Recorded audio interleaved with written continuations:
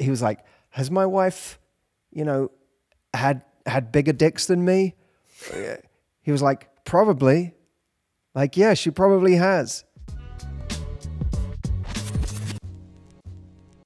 Somebody called Brittany wrote into us also, and she was writing in relation to a past episode when we spoke about jealousy and exes and all of that stuff. And she said that what we were talking about is actually called retroactive jealousy, and that when we feel jealous and insecure about our partner's past relationships. Social media makes it super easy to stalk exes and see what they're like. I have felt insecure when former girlfriends seem more outgoing and social than me, sexier, with larger breasts, also better careers. And I always look, she says, I always look at boobs. That's a major one. But I think that's quite interesting, because I definitely think that women compare themselves to exes, and I'm sure men compare themselves to exes as well. But it's just an interesting thing that it's called retroactive jealousy. And it's interesting to hear that, you know, lots of people suffer with that. I sometimes think, you know, because we all relate to how we may suffer from that in our lives. We might take our current partner and have some imaginary picture of people from their past that we compare ourselves to.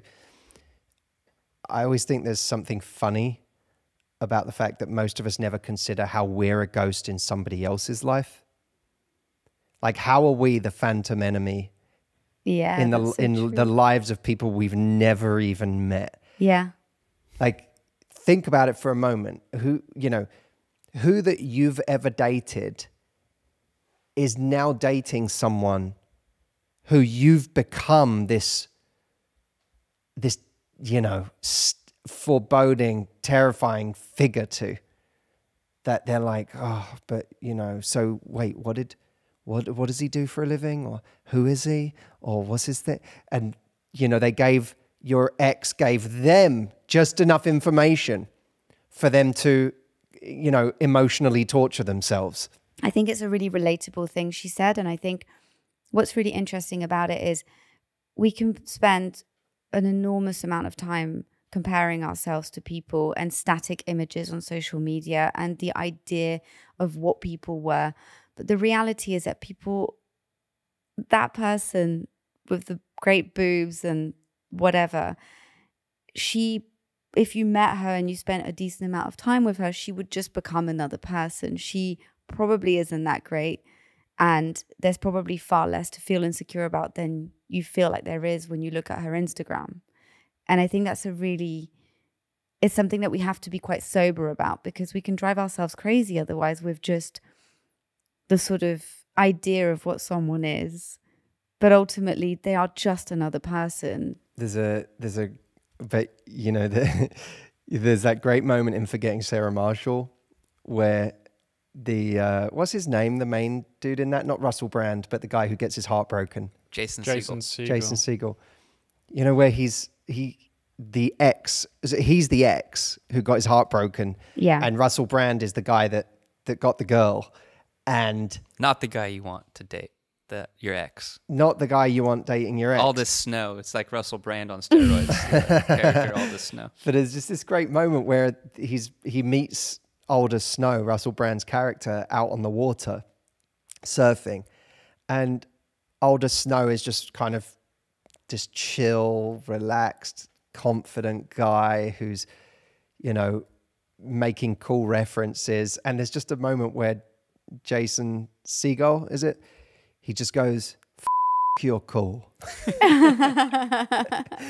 And it's like a moment where he wants it to be the moment where he realizes, oh, you're a complete tool. And instead, it's like a moment where he's almost like, I get it. I get it. I get why she'd want to be with you. And of course, as the movie unfolds, you begin to realize that Aldous Snow has a whole bunch of issues of his own, and, you know, is not the intimidating character that kind of he's once thought to be, in the sense that you realize, to be with him would be a nightmare. And he turns out to be his ex's nightmare. But in that moment, that's almost the most terrifying moment, is the idea of meeting someone and being like, man, you're cool. What I love about that movie too is like it really is just the worst possible situation to get over this ex. She's everywhere. She's on billboards. She's all this stuff. And that movie was kind of made a bit before social media was at least the way social media is today. And I do think this whole retroactive jealousy thing, it is sort of just a real, like a modern phenomenon. And I do wonder, like, is this making it just, I mean, look, is it making it just awful for people right now? Or is there also some kind of silver lining here? Are we all just becoming a bit tougher I don't know if it's new. I think it's just you have so many more ways to torture yourself today. Well, totally. Yeah, it's definitely not a new phenomenon, but the phenomenon of just it being so almost ridiculously in your face. Correct. Yeah.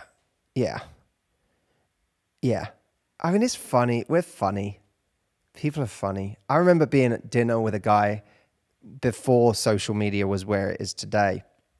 He was an older guy. Maybe he was in his late 30s at the time. But he was kind of funny in the way that he spoke. And I remember him saying, like, has my wife, had bigger dicks than me? He was like, probably. Like, yeah, she probably has. But, like, I'm me and I have this and, we have a great relationship and ultimately she chose me and whatever. And I remember when he said it, I wanted to throw up. I remember being like, the fact that you can even admit that and say that out loud is like some kind of Jedi level of equanimity that at the time I was like, I cannot relate to this. You just, I was like, why are you putting this in my head? Yeah.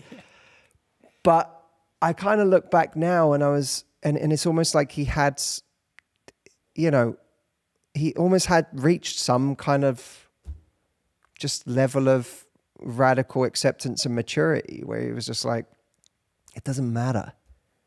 Yeah, well, that's it. And I think that's the kind of the cherry, the points to this, right? Is that if you let it, you will care. If you stalk your partner's ex, you will feel something, probably, most likely. If you think about your partner with other people, you will get jealous. If you think about all these things, you will care because you're a human being. So accepting that is absolutely something that is able to make you feel shit. It's able to make you feel bad. But then choosing to go, as a result, I'm going to just avoid it. I'm not going to allow myself to open that box. I'm not going to allow myself to go there because what's the point? Every time I do, if I was to go there, I would just end up hurting myself. I agree with that totally. And I think that removing the references to someone and removing all the things that can link you back to them or trigger those thoughts is always a good idea. If you've already opened the wound and done the damage, I think one of the things that can really help is just to realize and connect with the idea that whoever this person is that has become an almost mythical figure of intimidation in your mind, they're not king of the world. They're not queen of the world.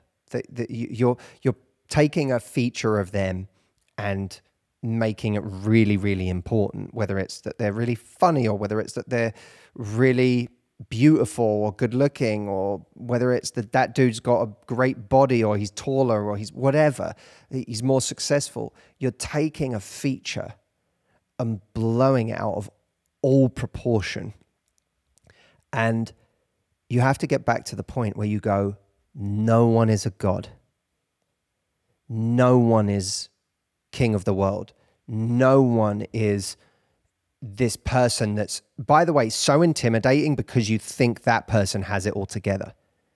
You're not thinking of that person in their deep, dark moments of despair or the things they're going through in their life or the ways that person that you're intimidated by has not got happiness figured out, or the way that they torture themselves, or the way that the thing they're going through right now. we rarely consider that. Wait a minute. Before you go, what are you about to click on right now? I'll tell you the one that's come up on mine. Wasps in figs.